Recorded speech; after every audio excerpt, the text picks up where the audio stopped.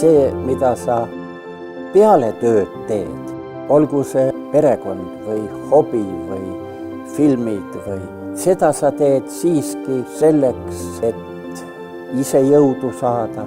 Ma leian, et see on olulisem elu eesmärk kui see, et kellast kellani raha teenida. Tööl käimine on elatamise vahend, aga see ülejäänud osa on elu ise.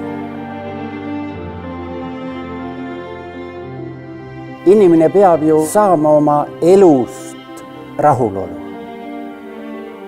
oma tegevustest. Muidu ei ole ju mõtet elada. Ta annabki selle sinu elu mitmekesisuse, et sa ei ole ainult üks eksistents, aga sa võid olla ka teine või kolmas või neljas inimene ja kujutad ette, kui palju elusid sul saab korraga olla.